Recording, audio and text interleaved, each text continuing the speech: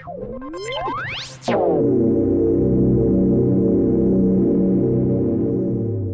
hi everybody. My name is Victoria Moffat. I am the founder and managing director of LexRex Communications, a legal PR and marketing consultancy focused on the legal sector and based in the UK. And for our latest video, I'm absolutely delighted to bring Simon Christian to you today from the Chambers High Net Worth Guide. So Simon, over to you to introduce yourself to us today. Hi, I'm Simon. I'm the editor of Chambers High Net Worth.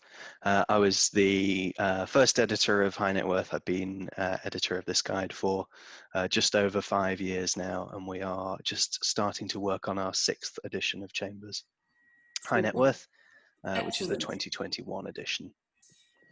So Simon, how does the High Net Worth Guide differ from the main Solicitor's Guide? So the main difference between High Net Worth and Chambers UK is that we cover 55 countries around the world. Most of those countries are covered in a commercial law sense by one of our Chambers regional guides, such as Chambers Asia Pacific, Chambers Latin America, Chambers USA. But we cover all of those countries within one guide. So in one sense, it's a broader coverage, but in another sense, it's narrower because we really only focus on services for high net worth individuals, private individuals, and now a little bit their family offices and their investments. But it is a narrower focus than Chambers UK, which is sort of covering all areas of commercial law and a lot of areas of kind of consumer law as well. Okay, and I'm right in thinking that it doesn't just cover solicitors either. So who else is included? Yeah, so we see ourselves as hopefully kind of bringing together, a lot of the kind of networked people that work on high net worth matters together. So although it is still quite focused on lawyers and lawyers and law firm rankings are a very big part of our coverage in Chambers High Net Worth, we also cover accounting and tax firms that work with high net worth individuals. We work with private banking departments of financial institutions and list those. We list trust companies that offer fiduciary services, wealth managers, a number of other specialist categories of advisor to ultra high net worth individuals and high net worth individuals as well. So lawyers and law firms is still one of the main focuses, but we've got a lot of other areas of specialism that we also research and rank as well. So what was the thought process that went into setting up the High Net Worth Guide sort of six or 7 years ago now? I think what kind of drove us to separate out this coverage was more to do with, first off, the difference in the audience for this guide compared to the Chambers UK guide, and wanting to sort of produce content that directly spoke to that audience rather than sort of treating them as, an offshoot of the commercial law categories that we already listed. And I think the other big thing that drove us to focus in on the high net worth area is just that this area is so much more important than it's ever been in the past.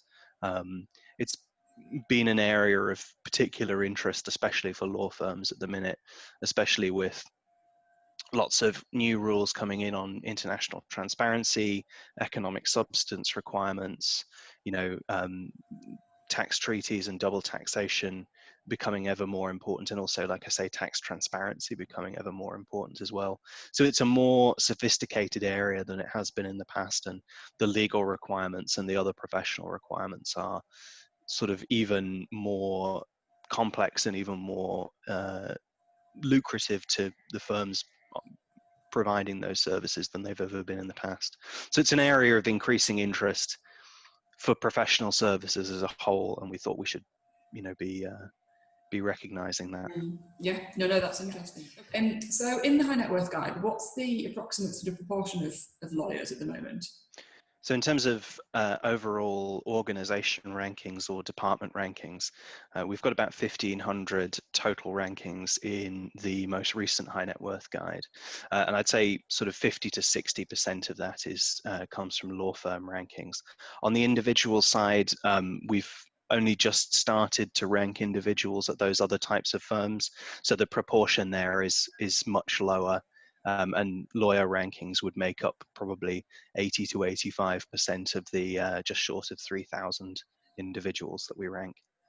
Perfect. Okay, that's interesting. So presumably that you'll be expecting increased adoption or increased submission levels from outside the law as organisations sort of get to know you better. Is that fair? Yes, definitely. It's a difficult process to get that level of trust, but it's one that we've been working quite hard on to get that sort of level of comfort with our process, that they understand what's being asked of them and what we're looking for, and also just reassuring them on the point of the confidentiality, because this area is, confidentiality is even more crucial in this area than it is in commercial practice areas. So getting firms that haven't interacted with chambers before to feel confident in that process is something that takes a long time, but it's something that we've been working on all the years that we've been doing high net worth, and we are seeing, gradually every year on year increases in the number of those firms that are participating. Yeah, and I can imagine it's quite an education piece, isn't it, for these organisations? Because, as you say, they're not necessarily secretive, but confidentiality will be so important to them. And, yeah, sorry, absolutely. Yeah, no, absolutely, and that's something that we have to work with and we have to understand.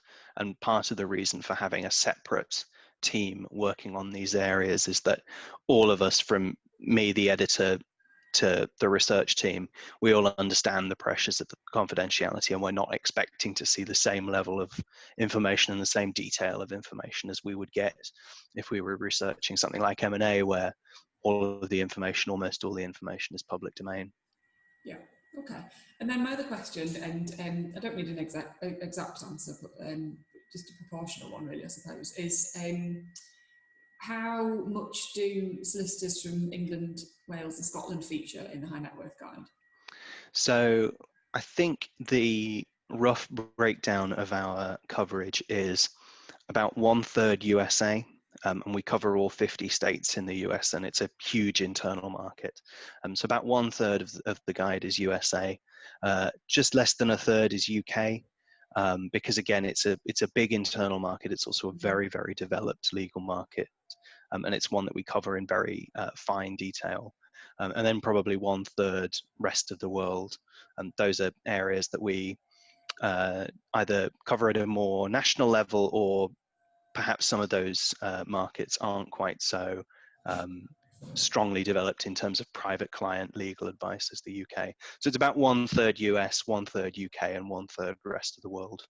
Great. Okay. Well, that's interesting. So if you are genuinely operating in this market as a firm based in the UK, then your prospects are decent, really, aren't they? As long as you can demonstrate that you are genuinely operating to a significant level. Yeah, and we've got the benefit of quite a good base of understanding of the UK market. And we've obviously, as Chambers, we've been covering the UK market for years and years and years. As a team, we've all been covering the UK market for at least 5 years. I was a dep ed on the UK team before that, so I've got experience in the UK market as well from that. So it is a market that we understand, fairly well, and it's one where we're still looking for new participants, but fitting that into a pretty well-established knowledge of the local markets in different parts of the UK. Yeah. Okay. So my next question is around how people use the guide. Are we expecting that high net worth individuals or families are using the guide to track people down, or is it more the people who are already in the guide or trying to get into the guide that are sort of using it for referrals for themselves? Or is it a combination, or is it somebody completely different? So the guide's all available on our website to access for free, and we have good search engine optimization. So we do expect that some high net worth individuals do use it themselves when they're looking for legal services, but that's not really our focus. We made a decision fairly early on in the development of the guide that we wanted to focus on the network of high net worth individuals, and who each have their own network of advisors that they know that they work with. So lawyers will know, other specialist lawyers will know, accountants will know fiduciaries that they need to work with, depending on the jurisdiction that's involved. And we wanted to use those people as our target audience and hopefully work to provide them with a source of information when they have to step out of that area where they know well. So it's unlikely that one of our readers will use the coverage of their own market in a very, very detailed way, because generally speaking they'll know all of the key players in that market already. Where our guide and guides of this type come into being useful is when you have to step out of that, when you have to instruct someone in a new jurisdiction, when you have to instruct someone doing a type of work that you don't do or that you don't know about, or when you're looking for new recommendations. And hopefully what people will find is they'll read the coverage of their local market and verify that it's our view on the market is an accurate reflection of that market, and then they'll feel the confidence when they go outside that and look at other jurisdictions that our coverage there is accurate as well, and that they can rely on those recommendations. Right, so it's almost a bit of a members club, isn't it? I suppose not in a no, it's a little bit, but it's sort of it's a list of verified individuals and specialists, and it acts as a way of saying, I know how rigorous and how difficult it is to get into the Chambers listings. Yeah. Therefore, people who are listed elsewhere, will also have gone through that process as well, and I can trust that, they've got similar levels of skills and similar levels of ability. Yeah, I mean, it wasn't meant as a criticism at all. Actually. No. Because obviously, you can't pay to get into Chambers. You can't guarantee that you're going to be listed. It's, as you say, it's not easy. We know from experience, It's not easy to get into Chambers. It's very rare to get into Chambers, in the first year of listing. And I think if you are working at that very high level, then as you say, you're going to be very well networked locally and probably internationally. But the high net worth audience, this high net worth group of individuals, will by default be probably extremely international, and you can't necessarily follow those relationships everywhere, can you, globally?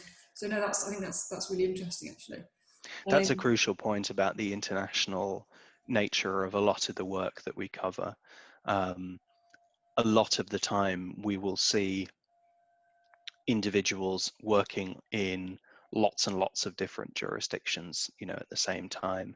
And often you'll see people who are referred for several different countries. They act as they might be based in, say, London, but they're acting as a referee for a firm in Brazil, a firm in France, and a firm in New York, for instance.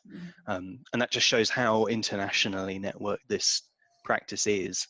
And we think the usefulness of what we provide is that when you step out of those areas that you know well, if that individual had to instruct someone in, say, Germany or Scandinavia or Connecticut, or a market they didn't know so well, they could use our guide as a guide to finding the best resources for them in those markets.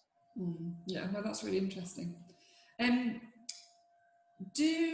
So when firms are putting together submissions for the high net worth guide, does the submission template differ, or is what you're looking for, or does what you're looking for differ? So for law firms, we use the same submission templates as you would use for Chambers UK or your other Chambers jurisdictional guide. Yeah. For non-law firm entrants, the requirements are a little bit different, but for law firms, focusing on law firms, the template is different. What we look for is maybe slightly different. The template is the same, sorry, what we look for is slightly different. I think the biggest difference is going to be in the amount of publishable information you can provide us. As I say, this practice area is very confidentiality focused. So we understand that the vast majority of the specific case examples that you provide are going to be confidential, and that's absolutely fine. What we do say is the form that you're given gives space for 10 publishable matters and 10 confidential matters, but you're fine to include 20 total examples in any proportion that you want. So if you want to delete all of the green publishable pages and just copy in 10 extra red confidential pages for matters 11 to 20, that's absolutely fine. And that's something that we sort of expect to see given the nature of the practice area that we're covering. And as I say, it's not like an area like M&A where you're going to expect to see a certain amount of publishable work. For us, it's no surprise whatsoever if we get a submission and there's nothing in it that's publishable. Yeah. And that's not a problem for us either. You know, we understand that that's a key difference. The other difference I think probably has to do with the referees list. And again, we use the same template forms as the other guides do for the referees, and we have the same maximum of 20. But our focus is much more on third-party advisors. As I've been saying, we see ourselves as a guide primarily for those third-party advisors rather than the high net worth individuals themselves. And we tend to see the vast majority actually of our referees will tend to be those third-party advisors rather than the end-user client themselves. Yeah. No, that does make sense. Okay, no, that's really helpful. I was going to ask what sort of referees you are looking for, but I think you've already preempted me on that question, so that's super. I suppose the next sort of question relates to the actual submissions and indeed the referee spreadsheet itself directly, and that's do you have any advice for sort of first time submitters for the high net worth guide? Yes, so I think a lot of the advice would be similar to the advice given to firms submitting for the other guides as well, which would have to do with making sure that you understand which practice area you want to put forward for general private clients, trusts, estates and wills. We call that private wealth law, so that's the category that you want to apply to. If you do contentious trusts and estates work, that's called private wealth disputes, and that's the correct category to apply to. So certainly knowing generally speaking what we're looking for in terms of the basic requirements, the submission and the referees list, and when you need to send that in for, which is mid-December. And the next thing I would sort of do if I was considering putting a submission in as a law firm is I would find the relevant category for my firm and look at the firms listed in the category already, look at who we listed last year, and have a conversation internally within the department about, are we working at that level? Are we working at the level that the other firms that Chambers already looks at are working at? Do we see ourselves as competing on an even basis with those firms?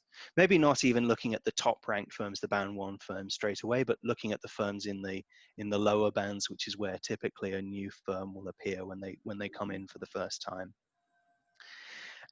And if you think you're operating at the same level, then you've certainly got you've got a chance to be included. If you think that the firms that we list are all doing significantly higher value work than what your department does, or significantly more complex work, then it might be a question of saying, okay, how do we get to the stage where we might be, considering ourselves for Chambers inclusion, rather than saying this year, this is something that we want to go for this year.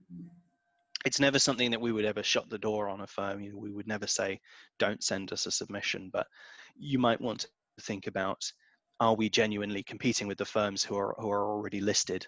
And if the answer is, well, we're not yet, but we want to be, then that should be the focus rather than necessarily submitting this time. Yeah. In terms of the work that you're looking for, I would also sort of try to think about, what does your department do best and what are you best known for, and picking out examples of that work. So having a conversation about, what types of work do we handle most frequently? What do we see as our key specialisms? How can we choose examples that bring out those themes so that Chambers, when they review our submission, can see that these are the areas that we focus on and these are the areas that make us different. Yeah, no, I think that's really helpful. I think that's really helpful. This might sound like a slightly left field question, but it's just popped into my head.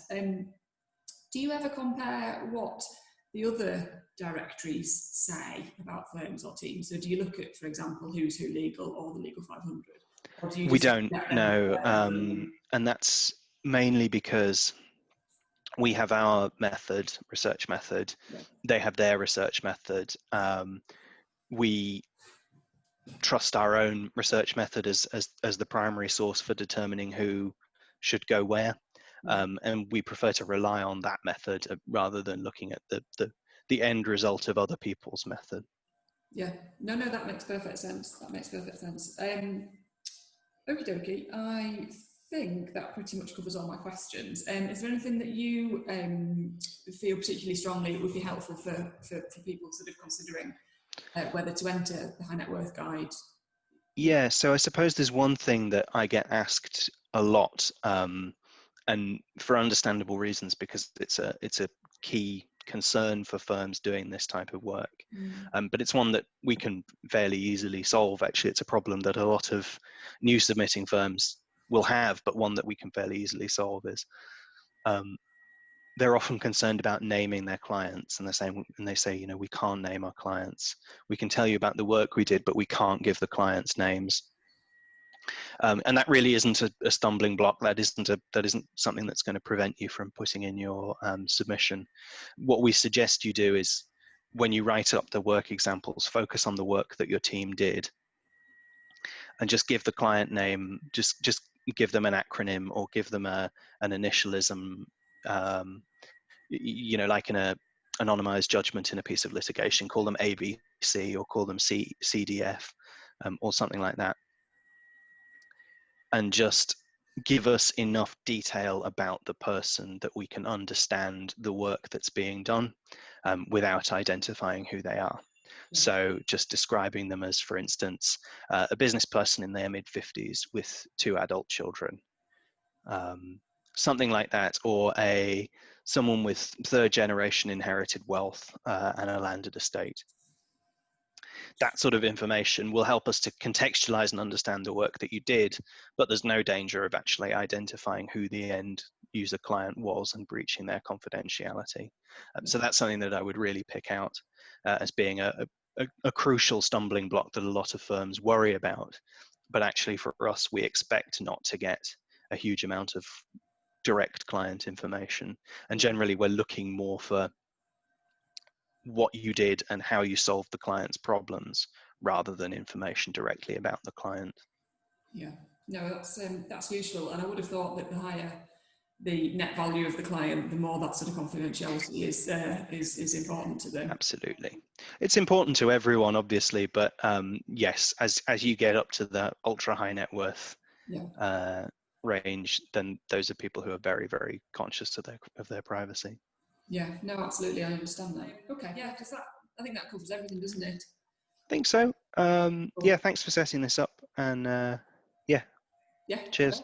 Not at all. Thanks again, and no doubt catch up soon. Great. Have a good week. You too. Thanks, Simon. Bye.